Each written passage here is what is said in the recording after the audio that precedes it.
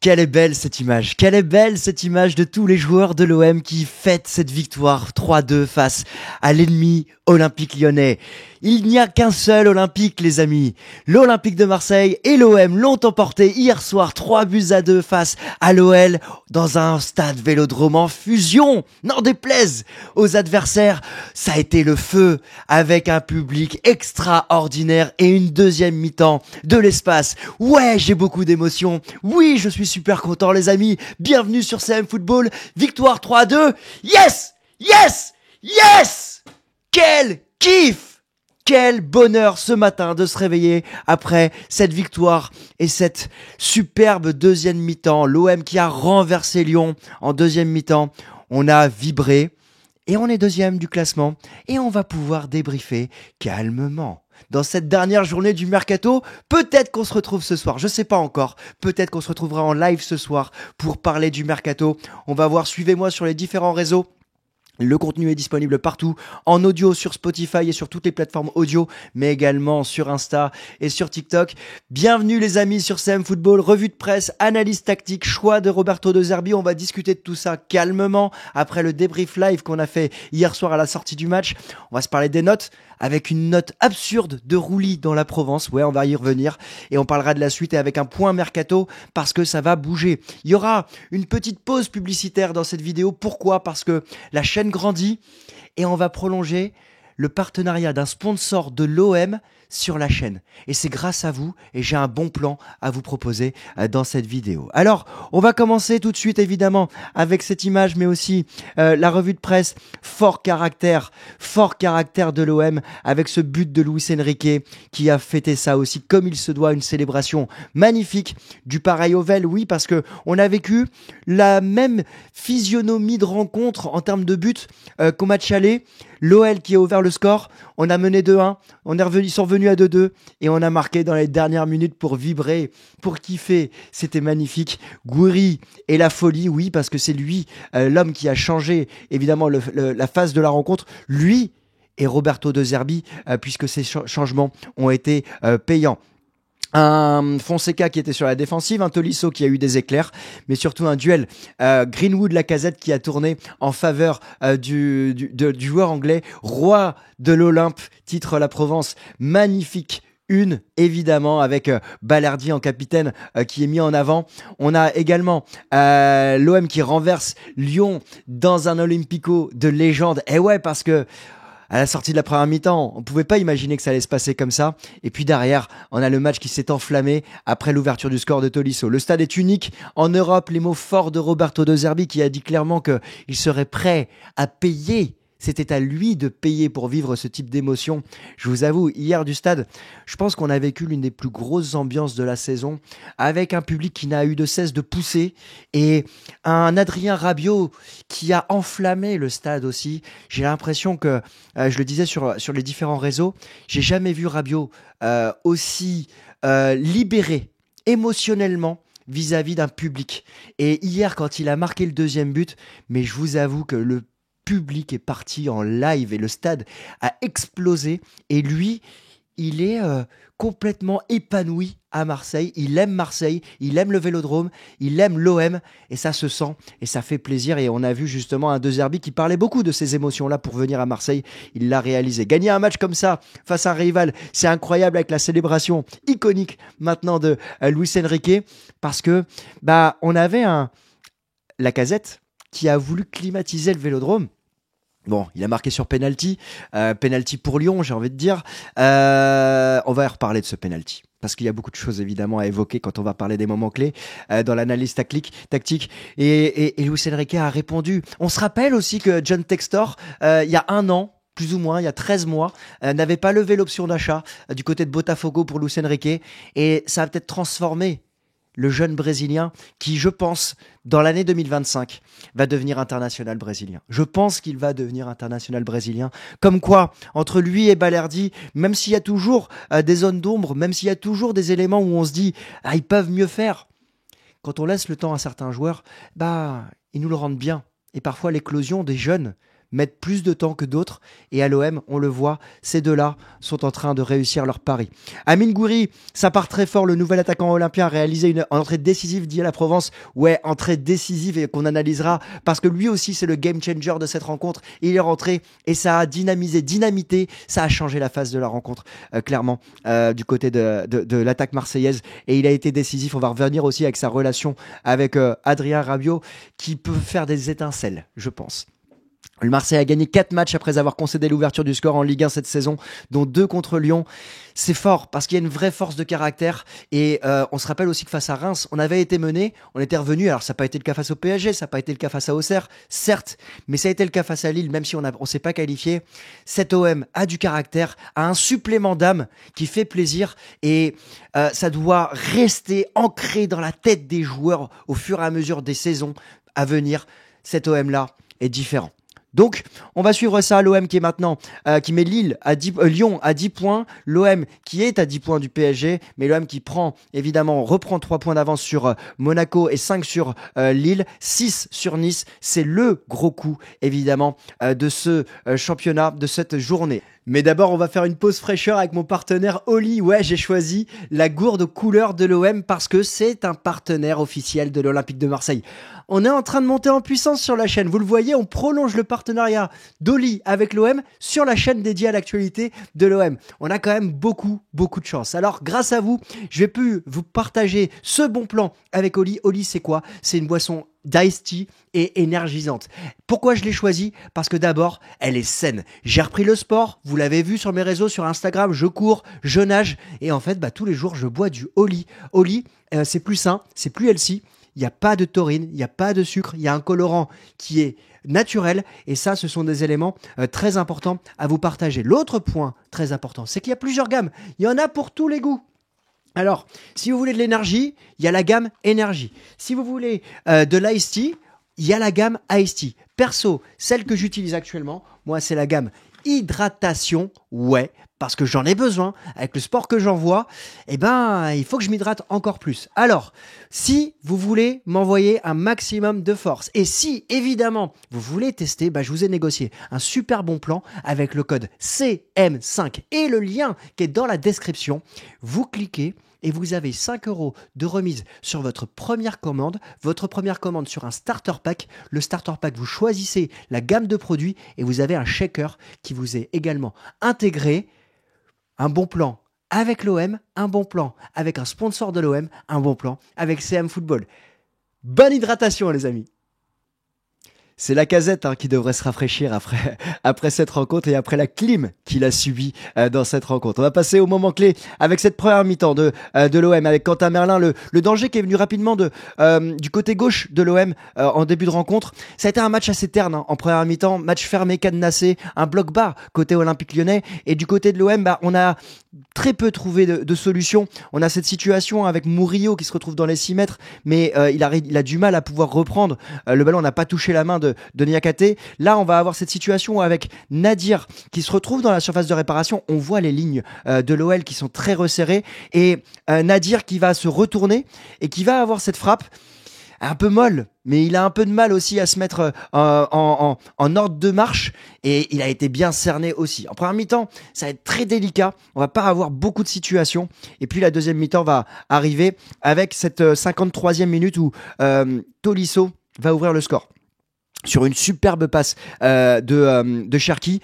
Et là, on est aligné, certes, mais on est en infériorité numérique parce qu'on a Højbjerg qui a pris un tampon / il s'est effondré. Je l'ai dit hier dans mon débrief live, parfois Højbjerg, je pense qu'il peut agacer les arbitres parce que c'est un gros Golgoth et on a l'impression qu'il tombe et il va chercher certaines fautes. Je pense que c'est quelque chose sur lequel on doit travailler collectivement et sur cette action, on se retrouve en infériorité numérique et Tolisso, bien servi par Cherki, dans le dos de Cornelius, va ouvrir le score. Rouli ne peut rien et on le voit, projection du côté de l'OL qui a ouvert le jeu en deuxième mi-temps et ils se sont retrouvés à 5 dans la surface de réparation.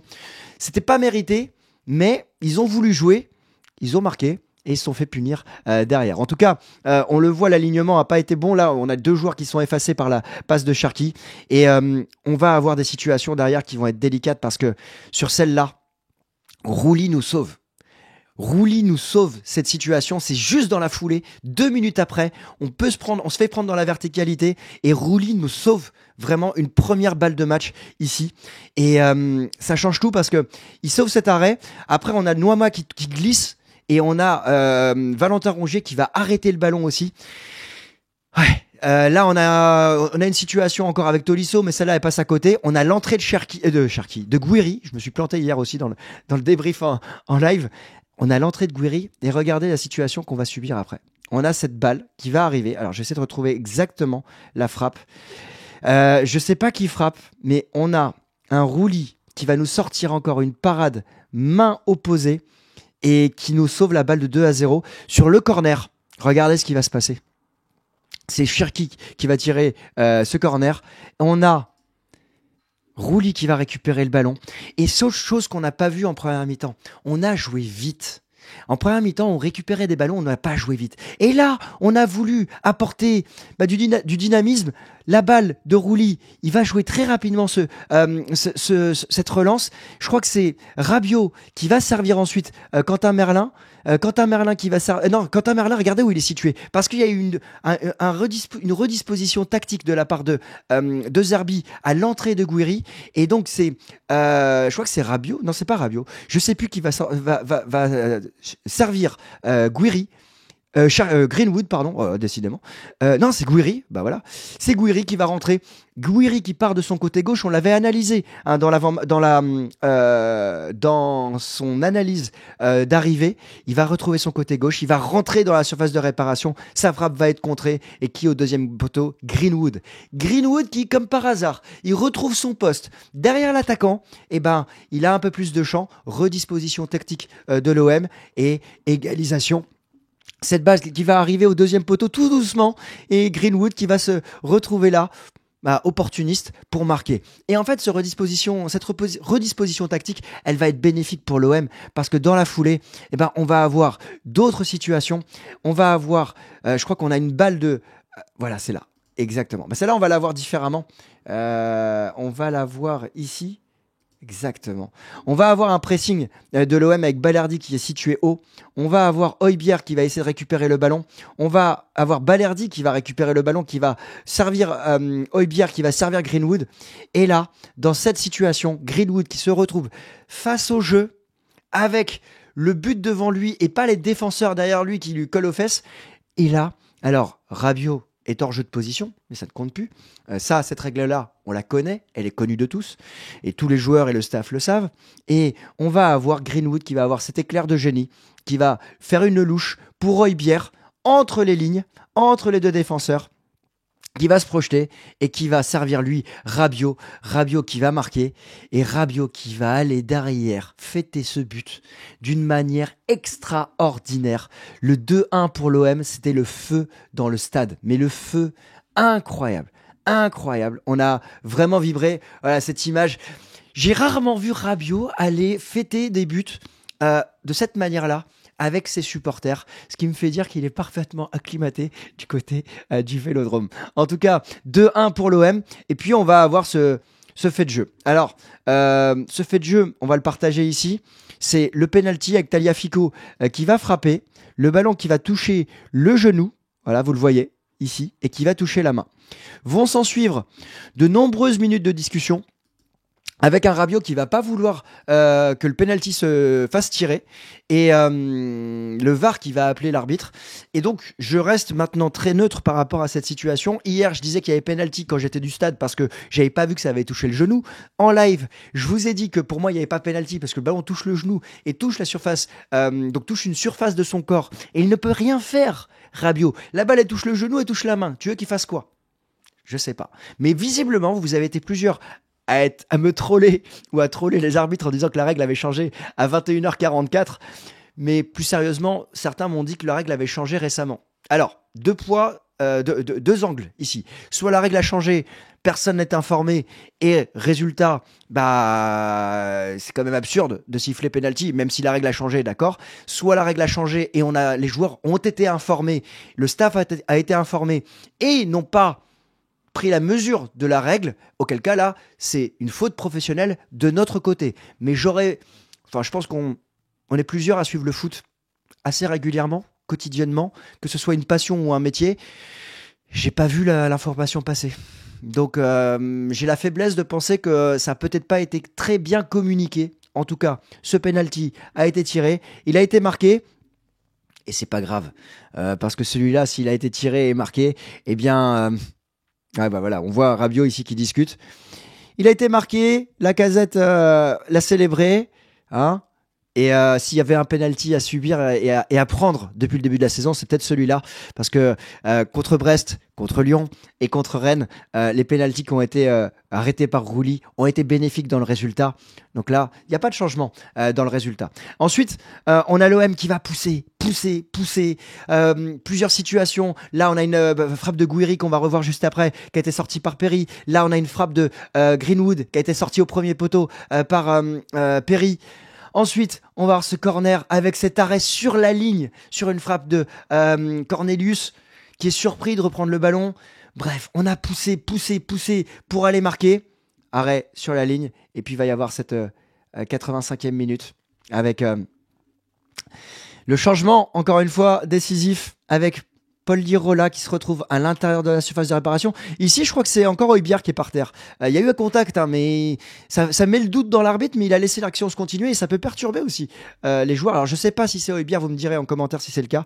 Et puis, regardez là, ce bonhomme brésilien qui est en train de se positionner au deuxième poteau. Nuama est complètement à l'ouest, Tagliafico également. C'est vraiment deux manquements de la défense lyonnaise. Et puis voilà, il y a cette reprise à la Thierry Henry, Paul Lirola à la Zinedine Zidane, Thierry Henry 2006, France-Brésil.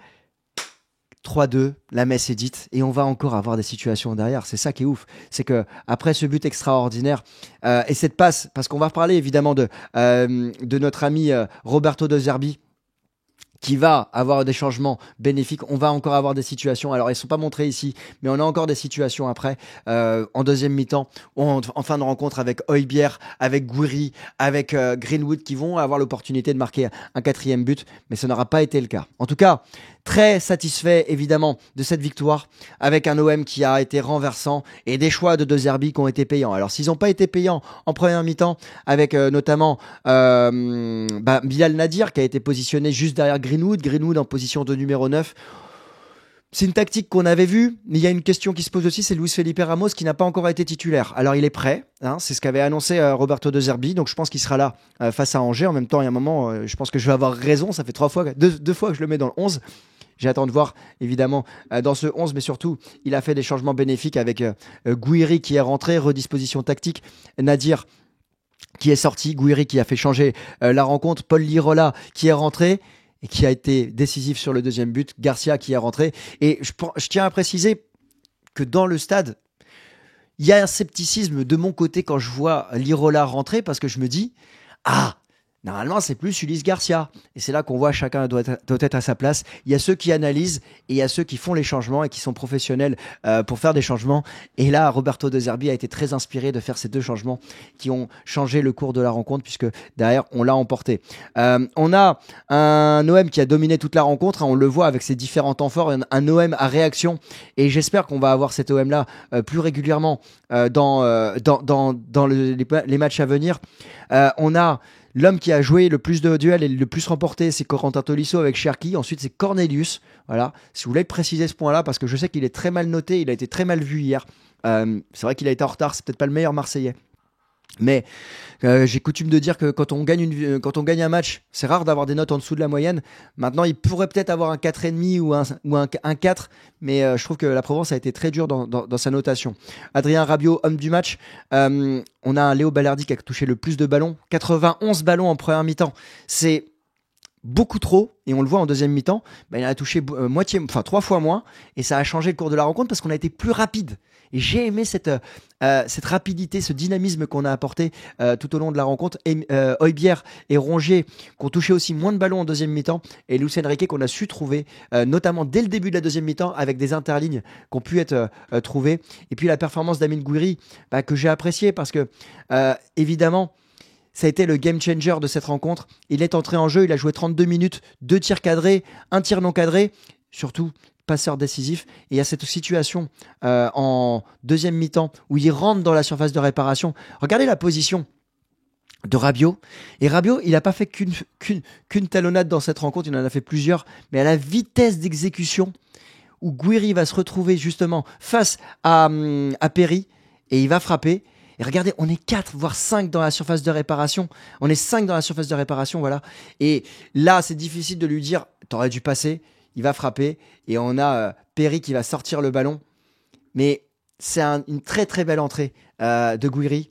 Maintenant, comme je le disais hier, il faut justement qu'on reste calme par rapport à Gouiri. C'est bien d'avoir une entrée comme ça, mais il va falloir qu'il s'acclimate, qu'il trouve sa position, qu'il trouve ses automatismes avec ses coéquipiers et qu'il monte en puissance ensuite. Voilà. Mais on va pas s'enflammer parce qu'on sait que ça va très vite du côté de Marseille. Maintenant, on a de quoi être satisfait. Alors, au niveau des notes qui ont été particulières, parce que Rouli a 5 dans la Provence. Je trouve que c'est mal payé. Certes, il encaisse 2 buts, mais il fait 2 arrêts décisifs qui changent la tournure de la rencontre parce qu'à 0-2, je pense qu'on n'aurait pas vécu le même match. Murillo 6,5, Balerdi 6, Cornelius, je trouve que c'est un peu dur. Voilà, le 3,5. Oui, il se fait manger par Nuama, mais il remporte la majeure partie de ses duels. Il est en difficulté en première mi-temps. Mais 3,5, je trouve que c'est très sévère. Voilà. Luis Enrique 6, mieux trouvé en deuxième mi-temps qu'en première. Le duo Rongier-Højbjerg qui doit mieux faire sur une balle de Gouiri en deuxième mi-temps. Merlin 4,5, je trouve ça assez sévère aussi parce que certes, il doit s'améliorer dans ses centres, mais les actions passent par lui, notamment en première mi-temps, et son repositionnement tactique en deuxième mi-temps est bénéfique pour l'OM parce que c'est aussi grâce à ça qu'il laisse plus d'espace à Cherki, décidément, à Gouiri en deuxième mi-temps pour ouvrir, pour égaliser. Nadir 4, voilà, j'ai trouvé en difficulté, Rabiot 6 et Greenwood 7 parce que la première mi-temps est transparente, mais la deuxième mi-temps est vraiment, vraiment de très haut niveau. Je suis plus en phase. Voilà, avec les notes de l'équipe, même si j'aurais mis 7 à Rouli. Alors 7 quand on caisse 2 buts, c'est dur, je suis d'accord. 4 à Cornelius, voilà, un 4-5, Merlin 5, ok, Rabiot 7, Nadir 5 aussi. Le duo au milieu, Højbjerg-Rongier, je suis d'accord. Luis Enrique 6, pardon, je suis d'accord, excusez-moi. Et Greenwood 7, on est en phase. La suite, c'est quoi? C'est que l'OM est deuxième de ce classement. Et arrive à prendre des points d'avance sur ses adversaires, à reprendre la distance nécessaire face à Lille. On a 10 points de retard sur le PSG, c'est logique, mais on maintient notre deuxième meilleure attaque. En revanche, il va falloir qu'on s'améliore défensivement. C'est pour ça que cette journée de mercato elle va être assez intéressante. On a un mois de février qui semble abordable, même avec 4 matchs. J'écoutais l'after, je rattrapais l'after ce matin, qui disait on doit faire 12 sur 12. Ouais, enfin à chaque fois qu'on a dit qu'on devait faire ça, on les a pas fait. Donc on va se calmer. Mais naturellement, par rapport à ce qu'on est en capacité d'envoyer face à des équipes comme Lyon, Lille, Monaco, où on a fait nos matchs, on doit être en capacité d'aller chercher ces 12 points parce qu'après, ça va se corser juste avant la trêve avec Lens et le PSG. Mais oui, là, on doit asseoir notre position de deuxième du classement. Et je veux pas aller dire on va rêver plus grand parce qu'il y a 10 points et c'est beaucoup face au PSG. Donc, on va laisser Paris faire son championnat. Mais nous, on doit vraiment prendre les points et aller chercher cette place, cette vraie place qui doit être la nôtre, deuxième du classement pour aller se qualifier directement en Ligue des Champions. Alors, le mercato, sonnez la cloche. On va peut-être se retrouver ce soir en live. Je vous promets rien encore, ça va dépendre de la journée, évidemment. Mais l'OM qui a conclu un accord avec Anselmino, le défenseur central de Boca Juniors, qui a signé du côté de Chelsea. C'est un deal qui pourrait sauter. Pourquoi? Parce que Chelsea a de nombreux joueurs en prêt. Et aujourd'hui, il pourrait même prêter João Félix du côté d'un autre club qui serait en Italie. À voir. Et ça va dépendre aussi des autres prêts qu'on peut faire de notre côté avec Ismaël Koné, avec Bamo Meïté. En tout cas... dossier à suivre, qu'on analysera le moment venu s'il vient à signer. Mais c'est un joueur qui pourrait être opérationnel parce que Bamo Meïté ne joue pas avec De Zerbi. Même s'il reste 15 matchs, ça nous fera un défenseur supplémentaire et c'est ce qui est attendu du côté de Roberto De Zerbi. Hier, pendant la rencontre, on a Ismaël Koné et Rennes qui ont trouvé un accord, en tout cas l'OM qui a trouvé un accord avec Rennes pour un prêt. On ne sait pas encore si c'est un prêt avec option d'achat ou sans option d'achat. Le prêt pourrait être réalisé si l'OM trouve un remplaçant. Le remplaçant qui tient la corde du côté de l'OM, c'est Nicolo Fagioli, qui lui est en discussion avec la Fiorentina. Ça a été annoncé ce matin. Bon, ça a été confirmé ce matin. En tout cas, c'est l'histoire qui continue entre la Fiorentina et Marseille. Va-t-il choisir de rester en Italie? Va-t-il choisir de venir à Marseille pour Roberto De Zerbi? On a un joueur qui est un très bon box-to-box que j'ai commencé à étudier. La miniature est prête, l'étude est quasiment finalisée. On sera prêt le moment venu pour sortir l'analyse. L'OM et la Fiorentina qui ne veulent pas d'option d'achat obligatoire. L'OM et la Fiorentina qui proposent un prêt avec option d'achat. À suivre, évidemment. Est-ce que ce sera lui, notre milieu de terrain? Hein, vous voyez où je veux en venir. En tout cas, je vais terminer par le dossier Pogba.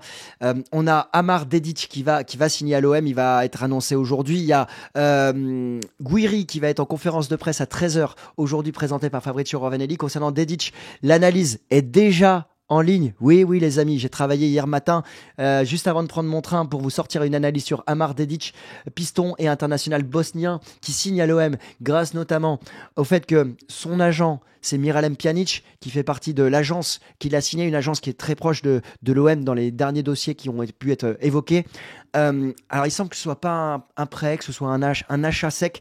On va vérifier toutes les informations. Il y a beaucoup d'infos qui tournent, donc on va essayer d'être le plus précis possible, évidemment, au fur et à mesure. Donc, pardonnez-moi s'il y a des fluctuations dans tout ce qu'on peut dire, mais ça va vite dans ce mercato de l'OM. En tout cas, Amar Dedic et Miralem Pjanic, qui est un proche de Mehdi Benassia, qui ont conclu ce deal. Vous pouvez voir l'analyse et je vous invite à vous abonner pour suivre les prochaines. Et puis, il y a ce dossier, évidemment, Paul Pogba, qu'on va suivre, évidemment. C'est le gros dossier de cette fin de mercato. Où va-t-il signer? D'après les dernières informations, il faut qu'il signe avant ce soir 23h pour que son dossier soit validé auprès de la Ligue. Moi, c'est pas tant pour cette saison que j'aimerais le signer, c'est plus pour la saison prochaine. En tout cas, est-ce que c'est le Pogba Day? Ça va faire Pogboom, ça va faire peut-être Pogom, on va voir. On va voir. Mais évidemment, on sera au taquet pour signer, pour être présent s'il vient à signer. Sonnez la cloche, abonnez-vous, dites-moi le mot qui revient pour ce match de l'OM. Allez, on va le faire, si, je vais le lâcher. Wesh alors, le titre de Jul qui a résonné dans le Vélodrome hier soir à l'issue de la rencontre. Dès le coup de sifflet final, c'est parti en Wesh alors, voilà. Et c'est parti, donc Wesh alors en hashtag. Et on se retrouve ce soir, probablement, pour un live exceptionnel de Mercato. Si c'est pas le cas, on se retrouvera demain pour une vidéo d'analyse et de bilan du Mercato. Grosse force à mon partenaire Oli, avec le lien dans la description CM5. Hydratez-vous, ça fait du bien, c'est sain. Et on se retrouve ce soir ou demain pour une prochaine vidéo. Allez l'OM les amis. Pogba.